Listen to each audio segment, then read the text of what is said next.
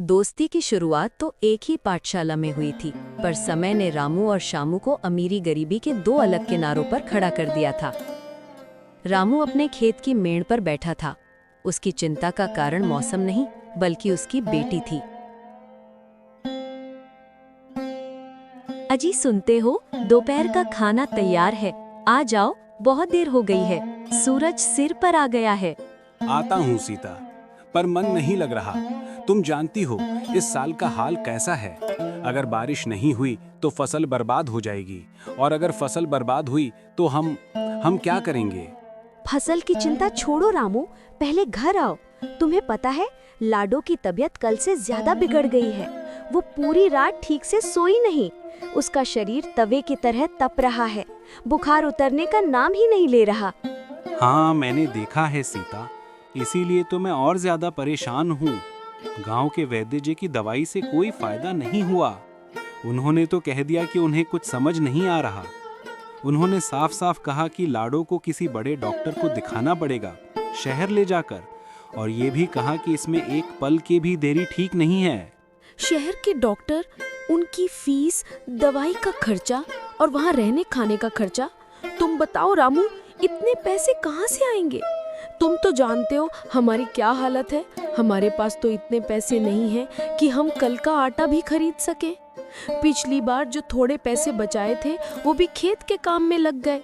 मुझे रात भर नींद नहीं आई। मेरी बेटी की सांसें तेज चल रही हैं। यही तो मेरे लिए सबसे बड़ी मुसीबत है सीता। मेरे पास कोई रास्ता नहीं है। अगर मैंने अपनी छोटी सी जमीन भी बेच दी तो हम क्या करेंगे? हम खाएंगे क्या? अगर मैं अपनी बेटी को नहीं बचा पाया तो मैं ये जिंदगी कैसे जीऊंगा? मुझे कुछ समझ नहीं आ रहा, मेरा दिमाग काम नहीं कर रहा। रामू, तुम शांत हो जाओ। तुम्हें एक काम करना पड़ेगा। तुम्हें एक बार शामू से बात करके देखनी चाहिए। वो तुम्हारा बचपन का दोस्त है। एक ही थाली में खाते थे, एक ही स्कूल में पढ़ते थे। उसके पास तो बहुत पैसा है। उसका व्यापार दूर दूर तक फैला है। शायद उसे बचपन की दोस्ती याद आ जाए और वो तुम्हारी मदद कर दे। इस वक्त वो हमारा आखिरी सहारा है। श्यामू? सीता, अब वो श्यामू नहीं रहा। वो अब सेठ श्यामू बन गया है, जो गरीबों को देखकर नाक भौं सिकोड़ता है और रास्ता बदल लेता है। पिछली बार जब मैं उसकी हवेली के पास से गुजरा था तो उसने मुझे पहचानने से भी मना कर दिया था। मुझे डर है कि वो मेरी बात सुनेगा भी नहीं, बल्कि मेरा मजाक उड़ाएगा और मुझे अपमानित करेगा। रामू, मेरी बात ध्यान से सुनो और मेरी आंखों में देखो। बेटी की जान से बढ़कर तुम्हारा स्वाभिमान नहीं है रामू। एक पिता होने के नाते तुम्हारा फर्ज है कि तुम हर दरवाजा खटखटाओ, चाहे तुम्हें कितना भी नीचा झुकना पड़े। अगर वो मदद कर दे तो हमारी बेटी बच जाएगी। हार मानने से पहले कोशिश करनी चाहिए। जाओ, उसके पास जाकर दोस्ती और इंसानियत की दुहाई दो। अगर उसने मना कर दिया तो हम कोई और रास्ता निकालेंगे, पर पहले जाओ। तुम सही कह रही हो सीता। बेटी की जान से ज्यादा कुछ नहीं है। अगर मेरा स्वाभिमान गिरता है तो गिरने दो। मैं अभी जा रहा हूँ। तुम लाडो का ख्याल रखना, उसे गीली पट्टी लगाती रहना। मैं जल्द ही आऊंगा। जाओ रामू, जल्दी जाओ, भगवान तुम्हारे साथ हैं। अपनी बेटी की खातिर रामू ने अपने मन की सारी झिझक को दूर किया और भारी कदमों से शामू की आलीशान हवेली की ओर चल पड़ा। रामू जब शामू की हवेली पहुंचा तो उसे बड़े ही अपमानजनक तरीके से रोका गया। नौकरों ने उसे बाहर ही रोकने की कोशिश की, लेकिन किसी तरह वो अंदर बैठक तक पहुंच पाया। शामू उस समय अपने नए व्यापार के बारे में चर्चा कर रहा था। वो शहर में एक बड़ी फैक्ट्री खोलने की योजना बना रहा था और वो अपनी दो व्यापारिक साझेदारों से बात कर रहा था। पास ही उसकी पत्नी जसोदा बैठी थी। जैसे ही शामू की नजर रामू पर पड़ी, उसके चेहरे का भाव बदल गया। कौन है? ओहो, रामू तुम? हाँ, कहो कैसे आना हुआ? इतने सालों बाद मेरी याद कैसे आई? मुझे लगा तुम तो मेरा रास्ता ही भूल गए थे। मैं बहुत मुश्किल में हूँ शामू। मेरी बेटी लाडो बहुत बीमार है। उसे तेज बुखार है और वो मौत के मुंह में है। वैद्य जी ने हाथ खड़े कर दिए हैं। उसे तुरंत शहर ले जाकर बड़े डॉक्टर को दिखाना होगा। इलाज बहुत महंगा है शामू, बहुत महंगा, और मेरे पास एक पैसा भी नहीं है। ये तो सच में बुरी खबर है रामू। बच्चों की बीमारी बहुत दुख होता है सुनकर। तुम्हें पहले आना चाहिए था। इस गांव में तुम्हें कोई और दोस्त नहीं मिला जो तुम्हारी मदद कर सके? तुम मेरी मदद कर दो श्यामू, मुझे कुछ पैसे उधार दे दो। मैं तुम्हें वचन देता हूँ, फसल आते ही मैं तुम्हें सूद समेत वापस लौटा दूंगा। तुम मेरे इकलौते दोस्त हो जिस पर मैं इस मुश्किल घड़ी में भरोसा कर सकता हूँ। हमारी बचपन की दोस्ती की खातिर मेरी बेटी की जान बचा लो। देखो रामू, मैं तुम्हारी मदद करना तो चाहता हूँ, पर आजकल बाजार बहुत मंदा है। मेरा सारा पैसा बड़ी स्कीमों में फंसा हुआ है। शहर के व्यापार में बहुत नुकसान हो रहा है। सच कहूँ तो मेरे पास अभी नकद में तुम्हें देने के लिए जरूरी पैसे नहीं हैं। अगर मैंने तुम्हें पैसे दिए तो मेरा पूरा व्यापार डूब जाएगा। पर श्यामू, मैंने तो सुना था कि तुमने अभी अभी शहर में एक बड़ी जमीन खरीदी है और तुम अभी मुनीम जी से कह रहे थे कि तुम्हारा व्यापार 2 गुना मुनाफा दे रहा है। तुम झूठ क्यों बोल रहे हो श्यामू? रामू, तुम व्यापार की बारीकियां नहीं समझते। कागजों पर मुनाफा दिखता है पर नकद हाथ में नहीं आता। और हाँ, अगर मैंने तुम्हें पैसे दे दिए तो मेरा बड़ा व्यापार रुक जाएगा। मैं अपनी मेहनत की दौलत को तुम्हारे लिए खतरे में नहीं डाल सकता। आखिर तुम मुझे पैसे वापस कैसे करोगे? तुम्हारी फसल तो अभी जमीन में है। और वैसे भी रामू, सेठ जी किसी गरीब को दान नहीं देते। तुम्हें इस हवेली में क्या लगता है ये भीख मांगने की जगह है? तुम अपने बच्चे के लिए खुद कमाओ, यहाँ क्यों आ गए? मैं भीख नहीं मांग रहा, मैं दोस्ती के नाते मदद मांग रहा हूँ और ये पैसे वापस करने का वादा कर रहा हूँ। मैं तुम्हारा पुराना दोस्त हूँ। ठीक है, मैं तुम्हें निराश नहीं करूंगा। दोस्ती का फर्ज तो निभाना ही पड़ेगा, पर मेरे अपने तरीके से। मैं तुम्हें काम दे सकता हूँ, इससे तुम्हारा स्वाभिमान भी बचा रहेगा। काम? कैसा काम? मैं क्या कर सकता हूँ? मेरे नए खेत की मिट्टी बहुत सख्त है, वो पथरीली है, उसे गहरी जुताई की सख्त जरूरत है। तुम्हें मालूम है तुम मजबूत हो। तुम मेरे खेत में 1 हफ्ते तक कड़ी मजदूरी करो, दिन रात एक कर दो, और मैं तुम्हें मजदूरी के रूप में एक तय रकम दे दूंगा। तुम्हारी बेटी के इलाज के लिए काफी हो जाएंगे। क्या तुम सच में मेरी दोस्ती का यही मोल लगाते हो श्यामू? मैंने तुमसे मुश्किल वक्त में मदद मांगी थी और तुम मुझे मजदूर बना रहे हो। तुम मेरी मजबूरी का फायदा उठा रहे हो। अरे इसमें मोल की क्या बात है? ये दुनिया का दस्तूर है रामू। इस दुनिया में कोई किसी को मुफ्त में कुछ नहीं देता, यहाँ तक कि दोस्त भी नहीं। दोस्ती अपनी जगह है और व्यापार अपनी जगह। मैंने तुम्हारे लिए रास्ता निकाला है। अगर तुम्हें पैसे चाहिए तो काम करना पड़ेगा, वरना तुम बिना पैसे के जा सकते हो। ठीक है श्यामू, मैं कल से तुम्हारे खेत में आऊंगा।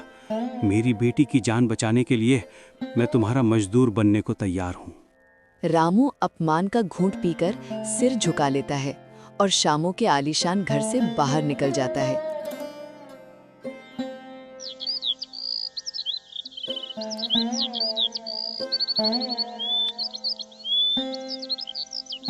अगले कई दिन रामू ने शामू के खेतों में जी तोड़ मेहनत की।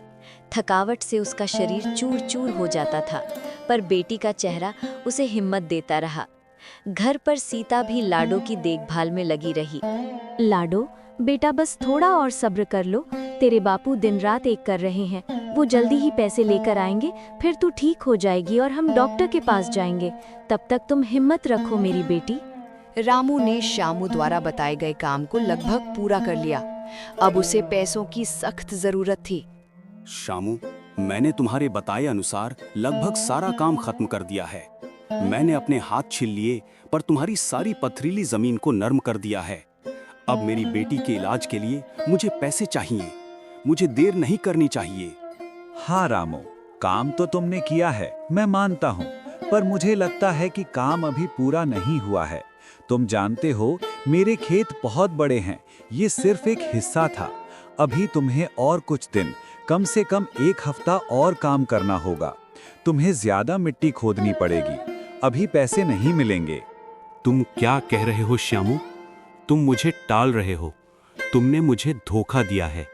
मैंने तुम्हारे कहे से ज्यादा काम किया है। मैंने दिन रात एक कर दिया। मेरी बेटी की हालत बिगड़ रही है। तुम दोस्ती का फायदा क्यों उठा रहे हो? क्या तुम्हारे अंदर इंसानियत बिल्कुल मर गई है? तमीज से बात करो रामू।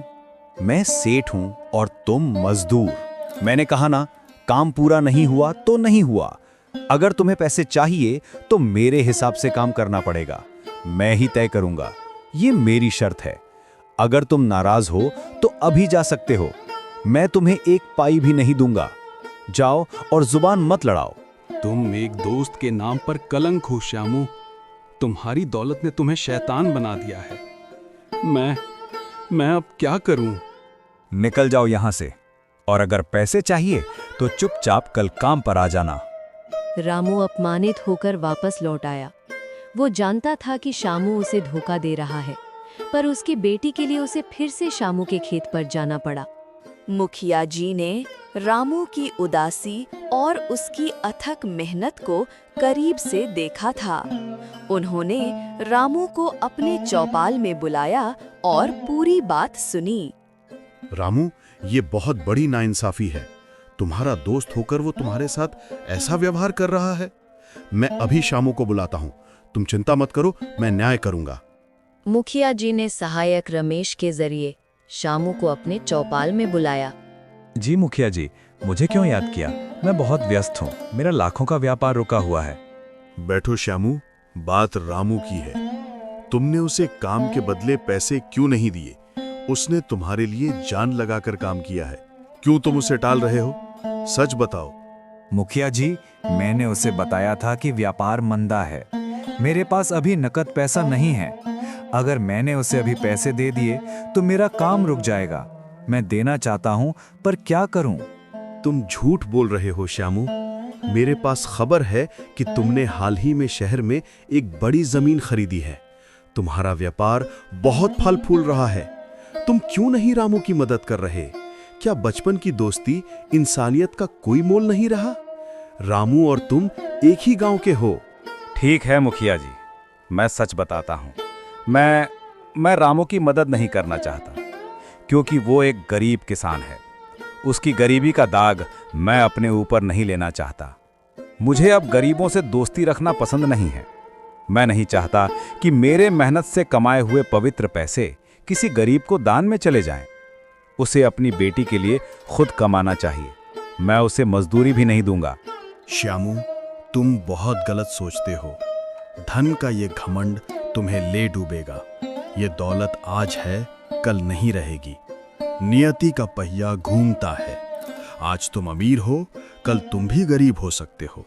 दोस्ती, इंसानियत और रिश्ते ही असली दौलत हैं। तुम्हें अपने दोस्त को इस हाल में छोड़ते हुए शर्म नहीं आई? ये आपकी पुरानी सोच है मुखिया जी। मैं अपनी दौलत से खुश हूं और मुझे किसी गरीब से कोई वास्ता नहीं रखना। मैं चला। शामू घमंड में चूर होकर मुखिया जी के चौपाल से चला गया। मुखिया जी ने रामू को आश्वासन दिया, रामू, तुम्हें उस घमंडी की मदद नहीं चाहिए। हम गांव वाले हैं और हम सब मिलकर तुम्हारी मदद करेंगे। हमें उस सेठ की दौलत की जरूरत नहीं है। तुम अपनी बेटी की चिंता मत करो। मुखिया जी ने उसी वक्त गांव के सभी लोगों को चौपाल में इकट्ठा किया और रामू के साथ हुई सारी नाइंसाफी बताई। गांव वालों, रामू का दोस्त जो आज सेठ बन गया है, उसने दोस्ती और इंसानियत को ठुकरा दिया है। रामू की बेटी बीमार है और उसे पैसों की सख्त जरूरत है। क्या हम अपने भाई को अकेला छोड़ देंगे?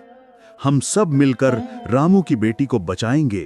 कभी नहीं मुखिया जी, मैं अपनी 2 दिन की दिहाड़ी के पैसे देता हूँ। रामू, तुम जाओ, अपनी बेटी का इलाज कराओ। हम सब तुम्हारे साथ हैं। मैं अपनी जमा पूंजी का कुछ हिस्सा देता हूँ।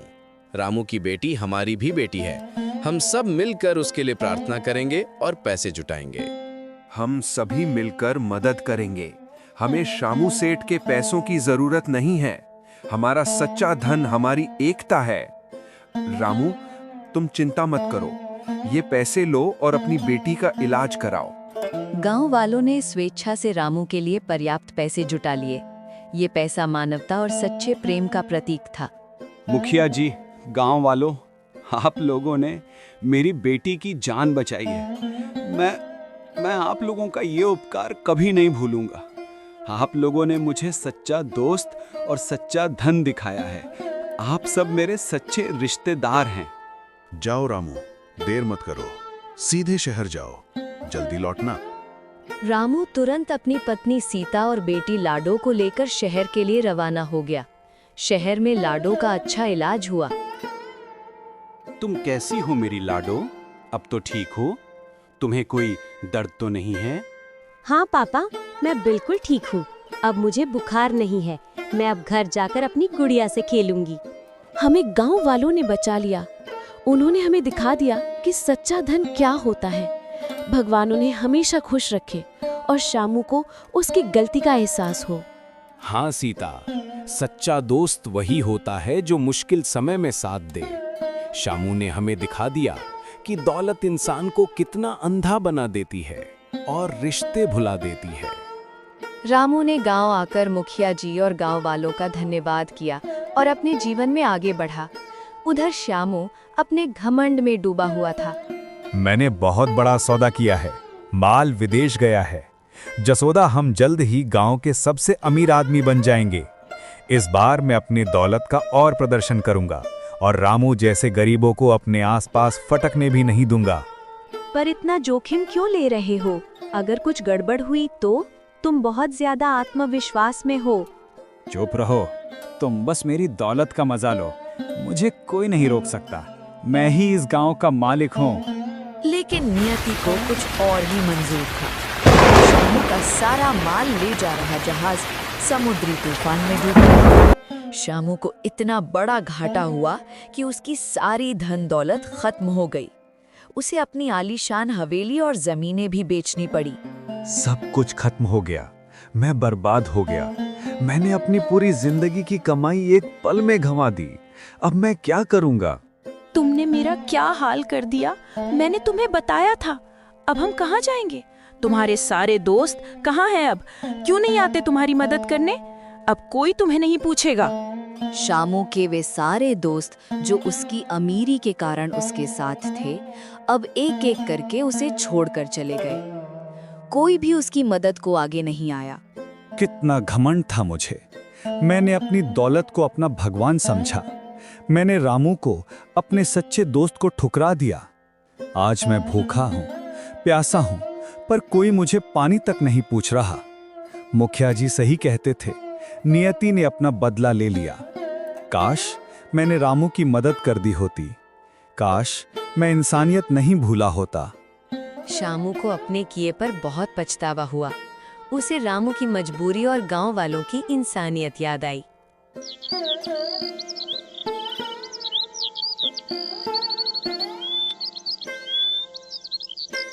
एक दिन भूखा और बेहाल शामू हिम्मत करके रामू के घर की ओर गया। रामू, क्या मैं तुमसे बात कर सकता हूँ?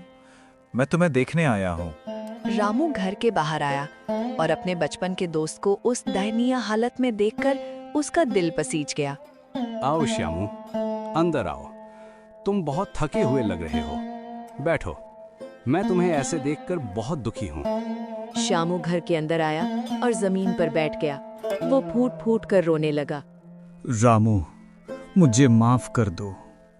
मैंने तुम्हारे साथ बहुत बुरा किया। मेरी दौलत, मेरा घमंड, उसने मेरी बुद्धि भ्रष्ट कर दी थी। आज मेरे पास कुछ नहीं है और मेरे सारे दोस्त मुझे छोड़कर चले गए हैं। मुझे अपनी गलती का एहसास हो गया है। मैं जानता हूं कि तुम मुझे कभी माफ नहीं करोगे और तुम्हें मुझे माफ करना भी नहीं चाहिए। मैं एक बुरा इंसान हूं। देखो श्यामू, देखो ये मेरी बेटी लाडो है, जिसे तुम गरीब समझकर ठुकरा रहे थे। क्या तुम इसे पहचानते हो? नमस्ते अंकल, आप ठीक हैं? क्या आप मेरे पापा के दोस्त हो? तुम इतने अच्छे क्यों हो रामू? मैं इस लायक नहीं हूं कि तुम मुझे माफ करो। मैंने तुम्हारी बेटी की जान दांव पर लगा दी थी और तुम मेरी मदद कर रहे हो।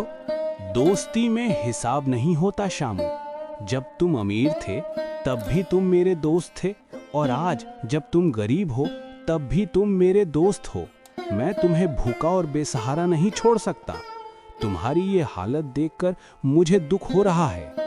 हम दोनों एक ही गांव के हैं। तुम मुझे जो भी सजा दोगे मैं स्वीकार करूंगा। मैं अब सिर्फ तुम्हारा सेवक हूँ। मुझे अपने खेतों में काम करने दो। तुम्हारी सबसे बड़ी सजा तुम्हारा पश्चाताप है। मैं तुम्हें सजा नहीं बल्कि काम दूंगा। तुम मेरे खेत में काम करो। ये वही खेत है जिसकी मिट्टी को मैंने अपनी बेटी की जान बचाने के लिए खोदा था। अब तुम यही मजदूरी करो, अपने हाथों से काम करके अपनी जिंदगी फिर से शुरू करो। मैं तुम्हें हर दिन का खाना दूंगा। शामू ने रामू की बात मान ली। उसने अपनी पत्नी जसोदा को भी समझाया और दोनों ने मिलकर रामू के खेत में मेहनत से काम शुरू किया। शामू ने अब घमंड की कोई झलक नहीं थी। कुछ समय बाद शामू ने रामू की मदद से एक छोटा व्यापार फिर से शुरू किया। इस बार उसने इंसानियत और दोस्ती को अपने व्यापार का आधार बनाया। रामू, शामू, तुम दोनों ने मुझे खुश कर दिया। तुमने ये साबित कर दिया कि दौलत आती है और चली जाती है, पर सच्ची दोस्ती और इंसानियत का मूल्य कभी कम नहीं होता। शामू, अब तुम सच्चे मायने में अमीर हो। आप सही कहते थे मुखिया जी। रामू ने मुझे बचा लिया। आज मेरा सबसे बड़ा धन, मेरा सबसे बड़ा व्यापार रामू की दोस्ती है, जो कभी खत्म नहीं होगी। मैं रामू का एहसान कभी नहीं भूलूंगा। सच्चा दोस्त वही होता है जो मुश्किल समय में साथ दे। धन दौलत हमेशा नहीं रहती, लेकिन दोस्ती हमेशा रहती है।